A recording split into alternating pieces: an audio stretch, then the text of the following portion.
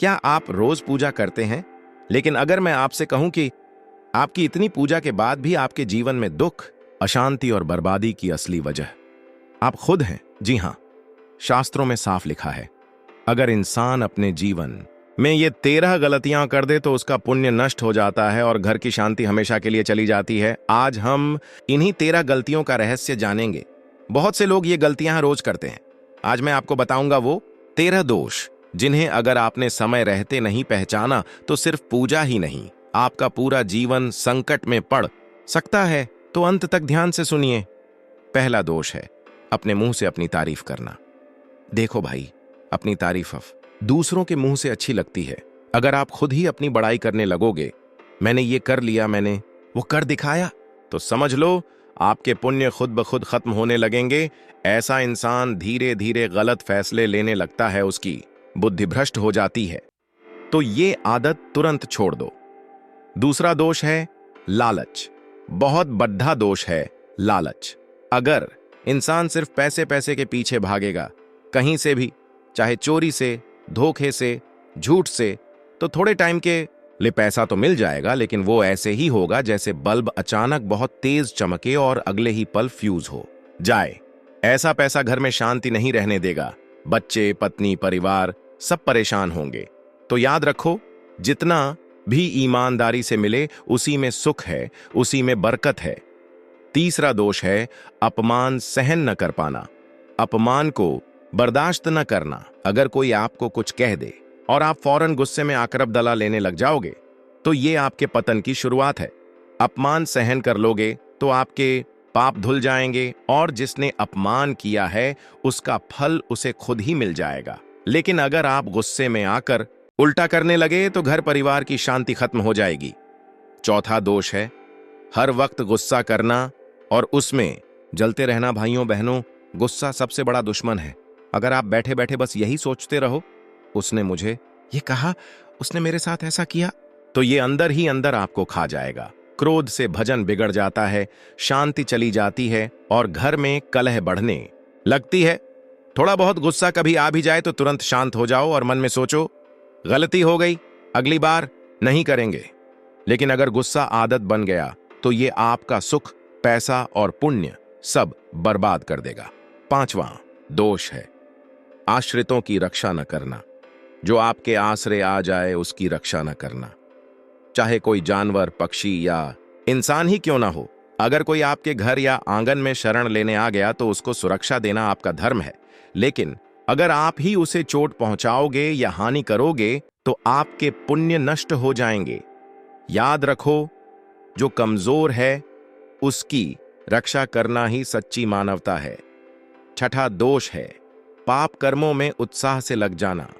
पाप करने में मजा लेना, झूठ बोलना, छल करना, दूसरों को दुख देना।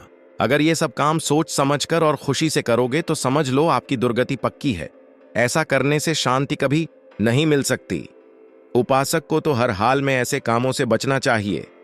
सातवां दोष है हर वक्त गलत सोच, संभोग का ही चिंतन करना। मन को बस गलत विचारों में डुबोए रखना।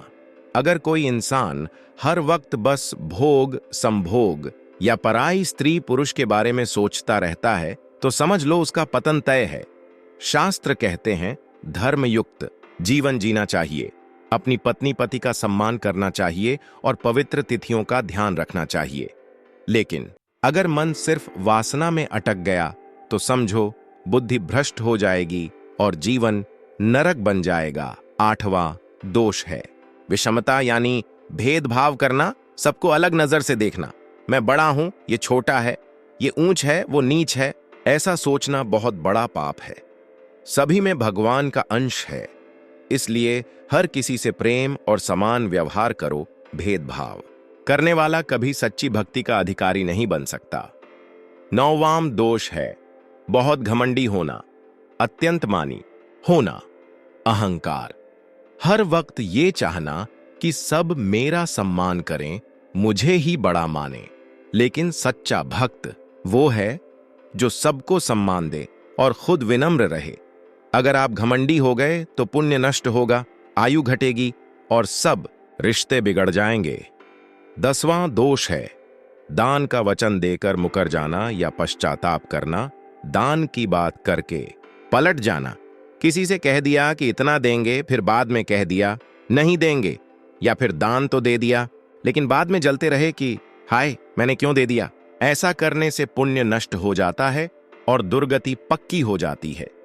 दान हमेशा प्रसन्न मन से देना चाहिए, बिना किसी स्वार्थ और बिना किसी पछतावे के। 11वां दोष है बहुत कंजूस होना, अत्यंत कृपणता। इतना कंजूस होना किन खुद के काम आ रहा है, न परिवार के न धर्म के। ऐसा धन किसी काम का नहीं जो बस इकट्ठा करते रहो और अंत में साथ भी न जाए।